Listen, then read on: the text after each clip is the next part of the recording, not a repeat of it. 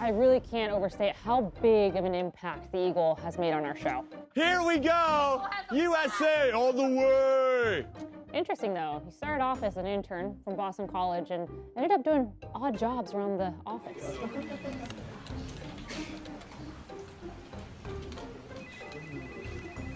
But you know, he is the perfect example of when preparation meets opportunity.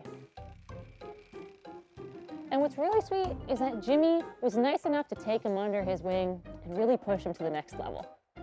Way too slow. Flap, flap, flap! We are Americans, not Americans. Messi! Messi with a record-breaking goal!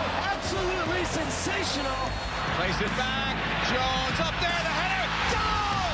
Jensen! To win it for Chile. For a second straight summer, Chile have won the Copa America.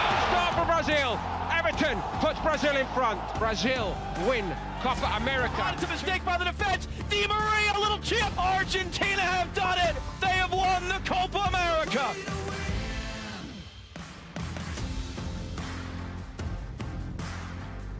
The U.S. goes toe-to-toe with England. I mean, it means everything to play the World Cup, but it's like 2 years ago, so now we have another opportunity to show how much we've grown since then. From me being in Europe at the time and hearing the way that people spoke about Americans after that World Cup, I could definitely feel there was a lot more respect. So going into this tournament, we know that there's for sure expectations, as I said. Saw the run of Dest. And Pulisic's in there! I think we've come a long way. There's no doubt about that. You know, we showed some real promise in the World Cup, but I think there's a whole lot more to go. You know, what's at stake for us is just in general our pride, you know, our pride and just the way that we feel the world sees us. Back to Ball again! It's in! Playing Copa America at home this time in U.S. soil against a great competition and a big opportunity for the country. There's going to be outside noise, there's going to be pressure, but I think within the group and within the team, we kind of know our expectations and know how we want to approach this tournament. So, yeah, together we kind of block that noise out and we just focus on playing and training and getting better every day until the big games come. What a goal, what a finish, and the Americans are back. Of course, we want to win the whole thing. That's everyone's goal that's there. So it's most important for us to go game at a time, and you know, if we do that and we perform well, we have a real chance.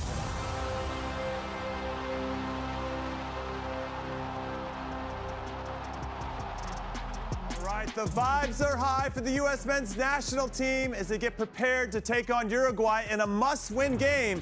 The players are getting off the bus in Kansas City, Missouri. Can they do the business tonight? This is why you play. You want to play in the biggest games against the best opponents to really test yourselves. And they have got a date with a big opponent tonight in Uruguay. Welcome into Fox Soccer Now, presented by Geico. Whatever you need, get more with Geico.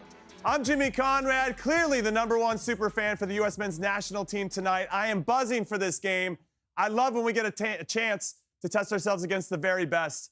But this isn't the only game on the schedule. There's another one happening here in Group C, in Copa America, match day 3. You got Bolivia taking on Panama as well at the same exact time. That's what happens on match day 3. Now, as you're going to find out, we are in a situation where we need to win.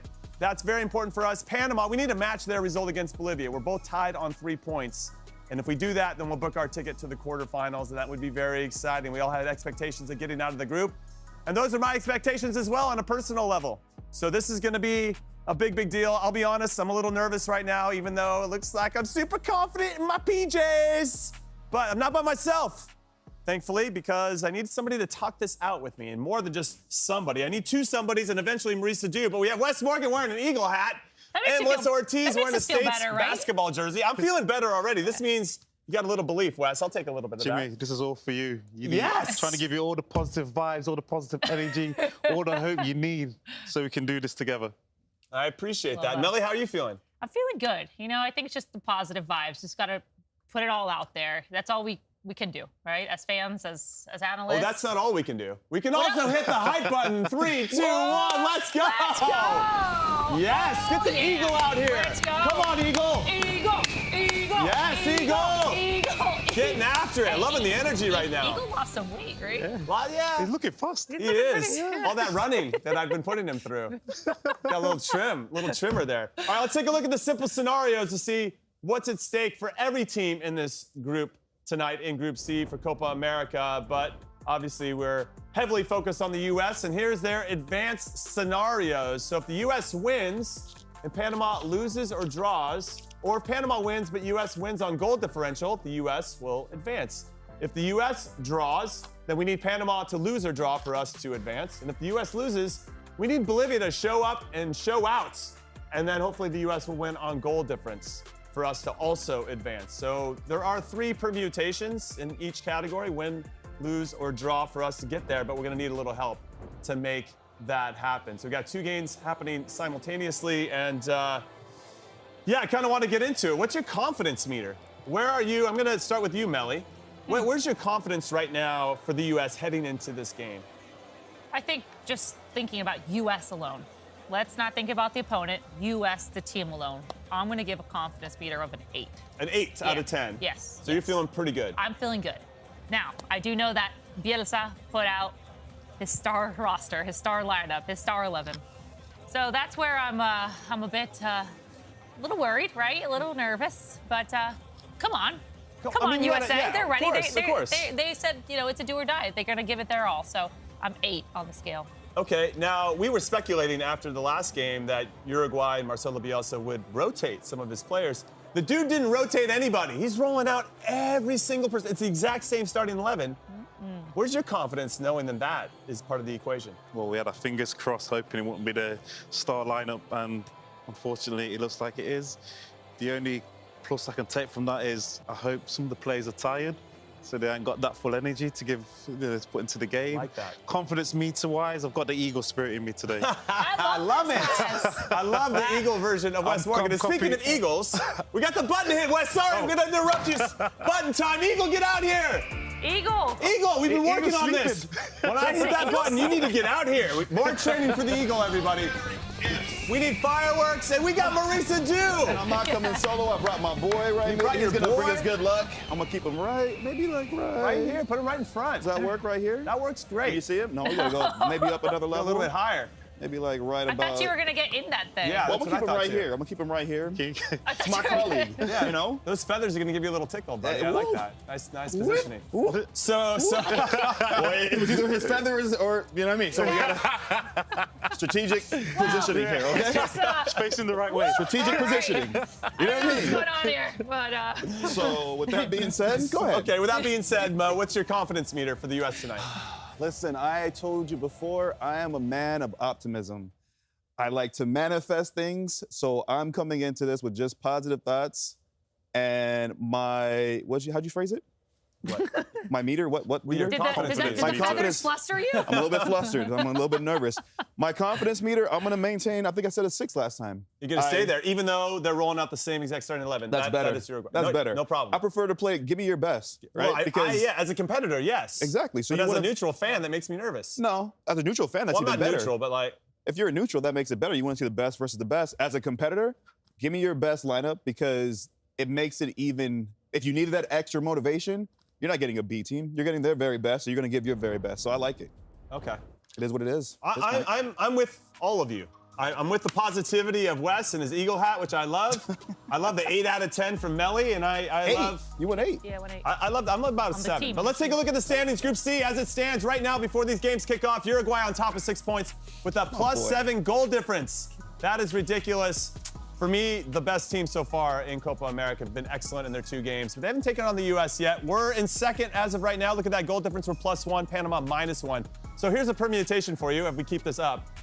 If the U.S. wins 1-0 and Panama wins 3-0, Panama will actually go in as second. Even though we'll be tied on goal difference there, they actually beat us head-to-head, which is the next tiebreaker. So we're just trying to rule that out, hopefully. And then Panama there with 3, as you see in Bolivia. -7 goal difference.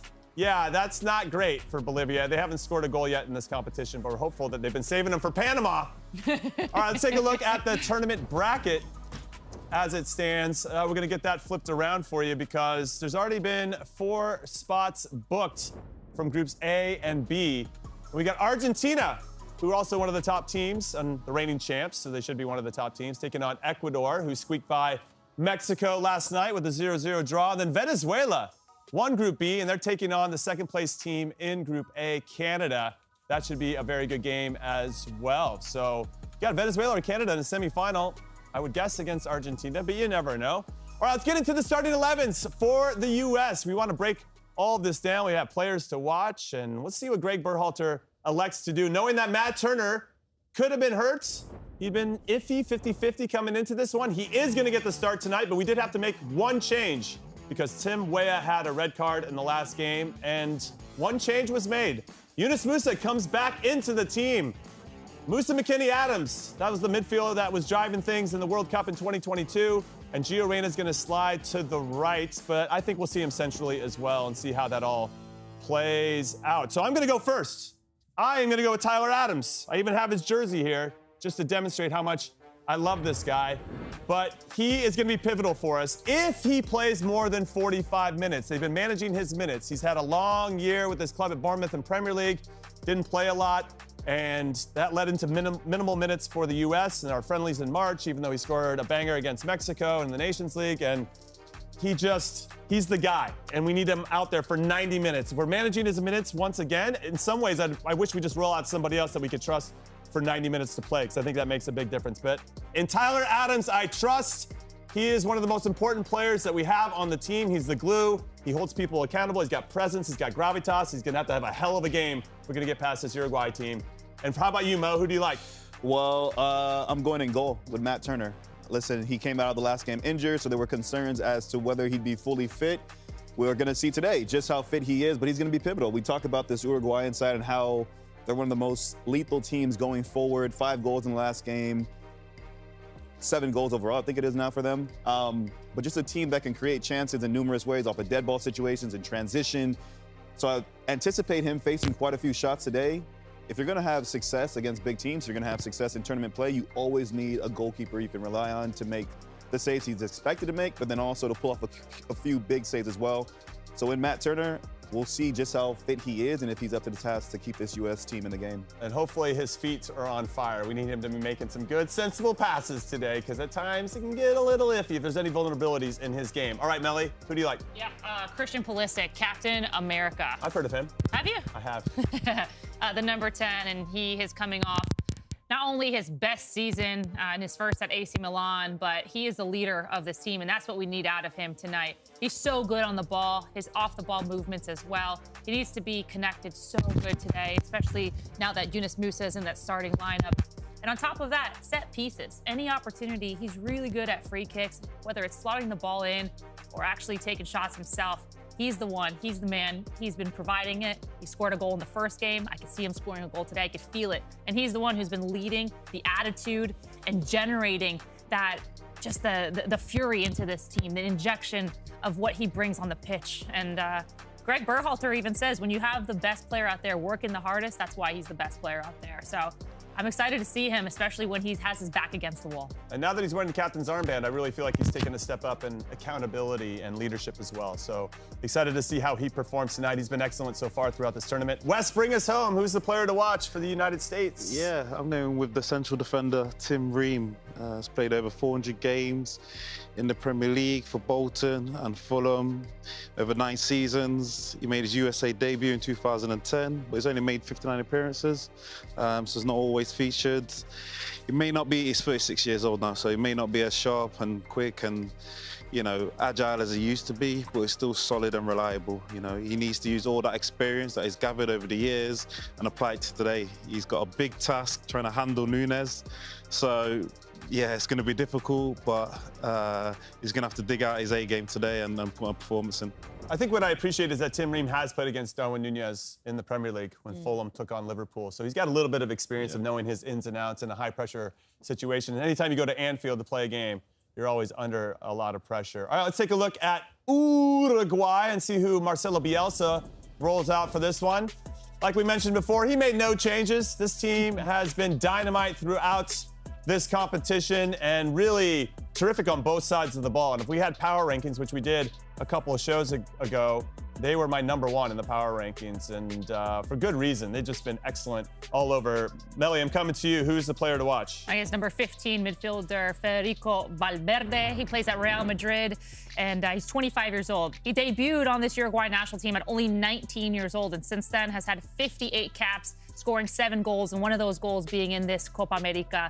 Look, he's the type of player that not only is the connectivity, is that engine of this team, but the way that he leads the team with his movements, his aggressiveness. He fights for every duel, every ball, but he's witty as well. He's fast. He loves to take players on 1v1, but I think what really sets him apart from the most is the way that he breaks lines, whether it's driving forward with the ball or with his passes. And he's for sure has shown his talent in this Copa America so far. Plus, he's a serial winner. If you play for Real Madrid, you're always winning trophies, and I think that mentality goes a long way. All right, I'm going to talk about 24-year-old Maxi Araujo, plays on the left side. Plays at Toluca in Mexico, and this is his first ever Copa America. Got 10 caps coming into this tournament. He scored a goal in each game, and he had an assist against Bolivia as well, and I just think he has been dynamite. Maybe he's not the name that you think of when you think about Uruguay, but he's just one of those players that's stepping up and making the most of his chances, and I think he's going to be really dangerous. And his matchup against Joe Scally is going to be an important one. Hopefully Scally can win it, but Maxi Araujo has been excellent. How about you, Mo? I'm going with the center back of the same name, Ronald Araujo. He plays for Barcelona. He's been a rock for this team in that center back position, and we talk about how Flo Balogun has really played well in this tournament. Well, this is going to be a direct matchup for Ronald Araujo, and he'll be a pivotal role in determining how this U.S. team has success in the final third. It's his ability to get close to the attacking players, to put pressure on them, to step out of his line at times, to break up plays, but then also just defending in his 18, whether that's off of set pieces defensively, off of corner kicks defensively, but then on the opposite end of the ball as well, on set pieces, on the corner kicks, in the attacking phase, he can also be a contributor for this Uruguayan side going forward. Yeah, he's a good player, and it'll be a good test for our attacking players to try to get something past him. Wes, bring us home once again. Who's the player to watch for you, Uruguay? I'm going for Darwin Núñez, the striker. Plays his club football at Liverpool. Often been criticised this season for not always taking his chances, but for Uruguay, it's a different story. Núñez has scored Uruguay's 2nd goal in each of the first 2 games, and he leads all players with 12 shots through 2 games. He scored in 7 straight caps, totaling 10 goals in that streak. He's red hot right now, so he's a player, and I mentioned Tim Ream earlier, but he's a player that's in red hot form. Yeah, he's a handful, and I think one of his gifts is that he occupies more than one defender. He can, by his running in and behind, or in front of the defense, in behind the defense, you have to have more than one player keeping an eye on him. That's going to be a big challenge for the U.S. So let's get into the tail of the tape. Kind of a boxing analogy here as to who has the edge on either side of the ball. We're going to talk about the U.S.'s attack versus Uruguay's defense. Now, we have scored 3 goals, had 26 shots, and our XG is 3.5. That's expected goals. So we're right where we should be, given the amount of opportunities that we've created. But this Uruguay defense has been excellent as well. So when you think about the players, and you talked about Araujo in the back, Mo, I'm going to come to you on this. Knowing that we have Flo Balogun, 2 goals in 2 games, he's been excellent. Who do you think has the edge when you throw in Pulisic in there, and maybe Gio Reyna now playing up a little bit higher? Can we trouble them consistently throughout this game? We better. We better, and it doesn't have to be consistently throughout this game. It just has to be when we do get those opportunities, we take them. We have to be efficient in ways that we haven't been in the previous 2 games. Against Bolivia, we won the game comfortably, but we were wasteful. We had chances to put 4 or 5, maybe even 6 past that Bolivian side, and we didn't. Against this Uruguayan side, you see they've only conceded 1 goal, and it's a shot from distance. We have to take our chances. And again, I stress that it doesn't have to be in the run of play. I would love to see it that way, but set pieces, corner kicks, long throw-ins, whatever. We have to value every opportunity we have to test out this back line and test out the keeper and goal. It's interesting you bring up that Bolivia game, because had we scored more goals, we wouldn't be in the same position that we are now, worrying about goal difference. So after that game, all the players like, whatever, we ticked all the boxes. We got the win, we got a clean sheet, all is good. But now that we lost to Panama, things aren't as good. Melly, who do you think has the advantage, attack versus defense for the U.S.? I think I do think U.S. has a really good attacking advantage, you know, if they bring their A game. One of the things about Uruguay, and especially under Marcelo Bielsa, is that they have high intensity, high press at all times. Their counter press is incredible. And that's one of the things that has really excelled and pushed this team forward in the Copa America and in CONMEBOL World Cup qualifiers. So one of the things is transition game. That's going to be key for USA. Even as soon as they lose the ball, it's press. It's kind of, if they're going to give it to us like that, give it back. And then if they are going to press quickly, fast passes, always looking for that open space forward. And I do think, to answer your question, Balogun, Reina, Pulisic, these are players, Tyler Adams, McKinney, Musa, these are players that play in Europe. They're suited for this. They know how to play fast transitions. They know how to play fast, quick passes, but the quality of the passes is what's going to set them apart today. Yeah, we'll throw Jedi into that mix as well. He can bomb forward, up and down on the left side. All right, this one's for you and I, Wes. Let's get to the tail of the tape in terms of Uruguay's attack versus the U.S.'s defense. Who do you think has the advantage there? Knowing that Uruguay has scored a bunch of goals already, and I'm already nervous about it. But go ahead, Wes, take it away. Yeah, listen, I want to give you some positivity. I'll take it. I'll take it. I've got eagle hat on. And I think the key to US's success today is going to be the defense. They need to really stand up and be counted. How many goals Uruguay scored? 7 goals? 7 goals. You know, it's going to be a tough ask. Uruguay is definitely, you know, in form. In terms of edging it, sorry to say, but Uruguay's probably got the advantage on the defense. But I think it's going to come down to a game where maybe US has to outscore Uruguay. Goals win games, defense wins championships, baby. My concern is just how deep our line is going to be. If we get on top of our box and we just absorb, that's going to be a long game for us. Even though we're cutting away, when you do that, you take away a lot of space in behind. But that just means when you win the ball, now you have 80 yards to try to transition and get an attack. And though I think we can get some of those opportunities, we've seen it with some other teams, Georgia in the Euro 2024 and it's just a lot of work to try to take that one chance. We saw it with Slovenia today against Portugal. They had their one chance, didn't convert, and they ended up losing that game. So I just wonder where we're going to set up our line. I hope it's not too high, but I hope it's not too deep either. So that's my big concern, and how we contain Darwin Núñez is going to be a big challenge for our guys. So let's talk about transition before we get into the national anthems. And you touched upon it already, Melly, but Mo, I'm going to throw it to you. Who do you think has the advantage in transitions? Do you Honestly, think the U.S. are better than Uruguay in this space? This is an area where I feel like there's some ebb and flow to it. This is where Uruguay in this tournament have shown they are elite. How quickly they win the ball, and then incisive and decisive passes forward to break lines, to cut players out of the play directly, and then that leads to the movement off the ball from Darwin Núñez up top, right? So they have players whose profiles suit that style of game, but they're equally as comfortable building on the back. For the U.S., this is an area where I feel like we can have an edge. If we're able to break lines quickly, whether it's through the pass or Gio coming narrow, getting on the ball, breaking lines through the dribble, Eunice being in the team is another player, himself and McKinney, who can advance the ball through by dribbling through midfield. So this game, to me, will be dictated by midfield, by who wins that midfield battle and is able to assert themselves, because that's a style that equally suits both teams. I think what's interesting is when people talk about Pep Guardiola, they consider him the best manager of all time, or at least in the conversation for it. And I think what's interesting is that if you look back at his Barcelona teams, when he coached at Bayern, Man City, in defensive transition, right when they lose the ball, they always just foul.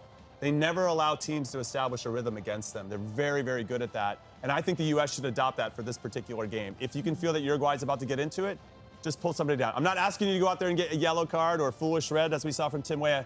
But can we just slow the game down so that Uruguay can't get those extra passes and break our pressure? Savvy. All right, everybody, we are going to stop down for now so we can hear the national anthem, and then we'll come back and get into our picks. Don't go anywhere. Señoras y señores, nos ponemos en posición para el himno nacional de Uruguay.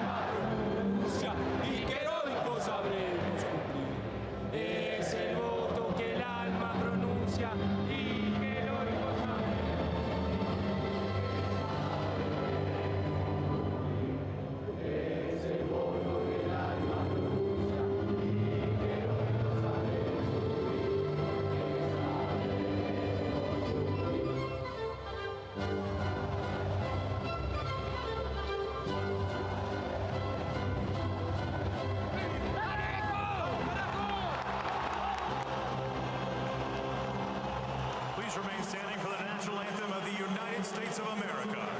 Señoras y señores, nos mantenemos en posición para el himno nacional de los Estados Unidos.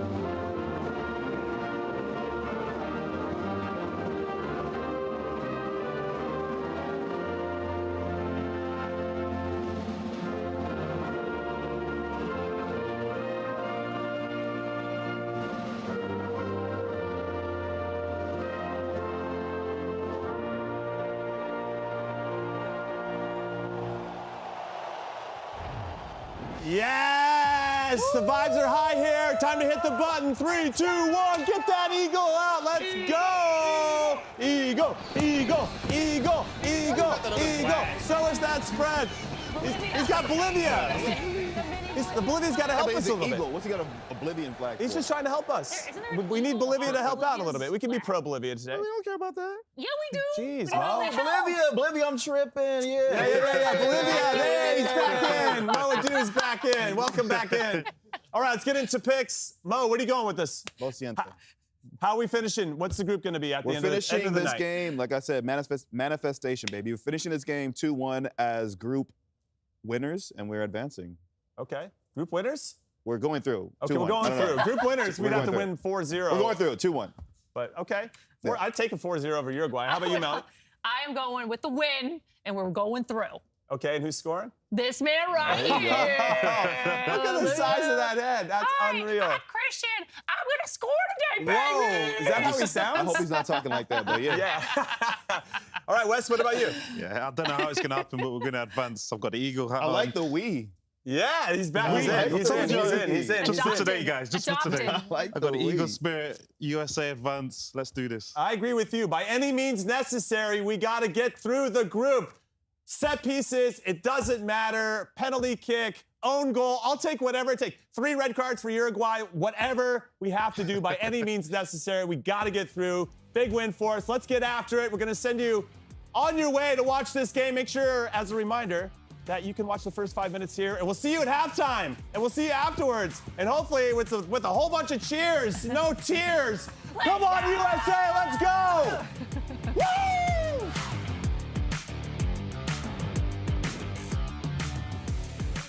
Here in the United States as he captains the team once again. 30 goals for him.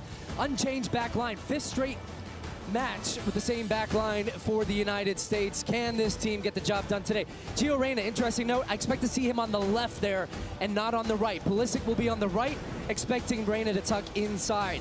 Rochet will be starting in the goal for Uruguay and Marcelo Bielsa. A lot of conversation coming into this one. Would he rest players with Uruguay sitting on 6 points?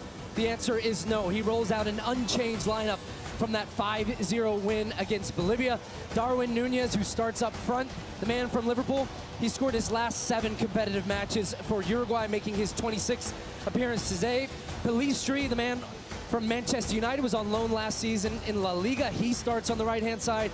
He has scored the opening goal against Bolivia last time out. Simultaneous kickoffs about to occur both here in Kansas City and in Orlando, where Bolivia and Panama will play. And as much as for the United States, all they can really do and think about is getting the right kind of result, the fact of the matter is the result in that other game has just as much to do with whether or not the men of the United States will play on to the quarterfinal round this weekend.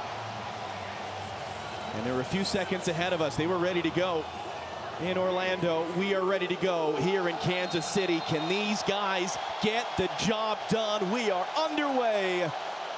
It is the United States wearing white, Whether you want to call them Uruguay or Uruguay, they are also La Celeste, the Sky Blues.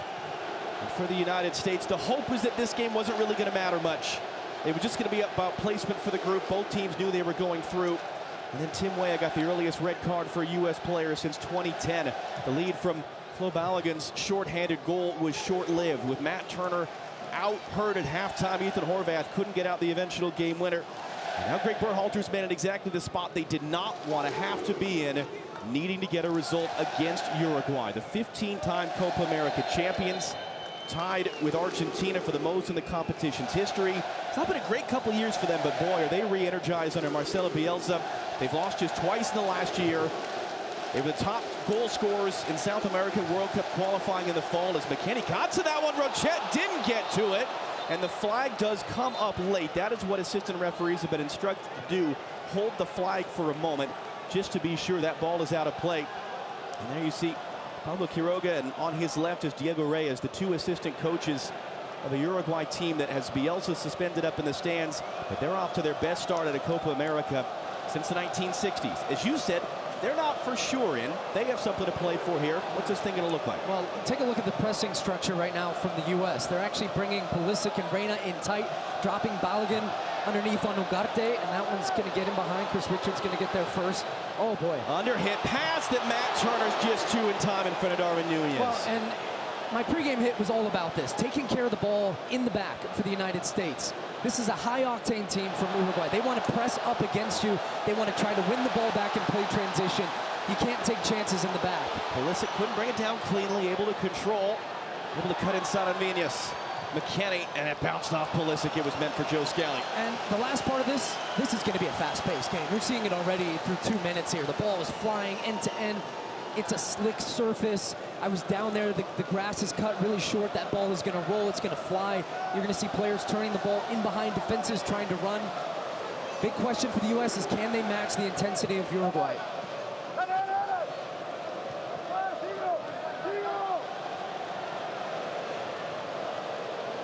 And our first look at Turner, you might be able to see there's a little bit of wrapping just on his left quad where he took the contusion that took him out of the game.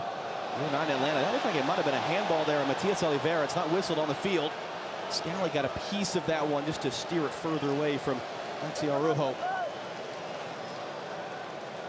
Just a couple early observations. One, as soon as Uruguay win the ball in the early stages of the game, not even a hesitation. They dump the ball into the channel behind the fullbacks, try to squeeze up. The second, whenever the ball goes back to Matt Turner, early in the game, not even thinking about it, just hoofing the ball long. U.S. trying to squeeze the game and play to Uruguay's side. He's going to pick that one up. He's tripped up. No, the referee says that's not a foul. What would have been a good U.S. free kick chance. Richards, an important tackle. Adams picks it up in the middle. It is a very young and inexperienced referee tonight, Kevin Ortega of Peru. How does he handle this match will be a big part. Robinson, too far for Musa. Yeah, I got to say, I felt that Gio Reyna was fouled there. And it came off a long direct ball. Second balls are going to be so important in this game for the U.S. to be first ones there. Have a look at it. Bounces off of Pulisic. Then Gio Reyna looked like he was pulled. Even some contact on the leg. So first decision that the referee had to make. He's chooses to play on. Years of age. He's a lot of experience as a fourth official, including at the World Cup in Qatar. This is just his 7th career senior international match that he's been given the assignment of. And it's a very inexperienced pair of assistant referees he's with as well tonight. Araujo hands it off for Vigna, playing it back inside for Maxi Araujo. Mr. McKennie defending. Well, it's either going to be a foul or a handball there. It's got to be one or the other. I think it might be a U.S. free kick. Yeah, it is going to be. And maybe for dangerous play in the end. Araujo was on top didn't of the get ball. the initial one when he was on the ground. Good physical play here from Weston McKennie. Look, both players have got a hold of each other's shirts. I think that's why he doesn't get the foul. And then this is what the call's for there. That's dangerous plays, putting a head in when there's been no whistle. So good decision there. U.S. free kick. Matt Turner's going to take it. And you can see on his left leg, the wrapping there, the left leg contusion. Greg Berhalter telling us in the team hotel yesterday, the final sort of red light, green light decision was, can he sprint without pain? Can he jump without pain? Can he land on that and dive without pain? He's been able to pass all those tests to be in the starting lineup tonight. And Joe Scally could tackle one there.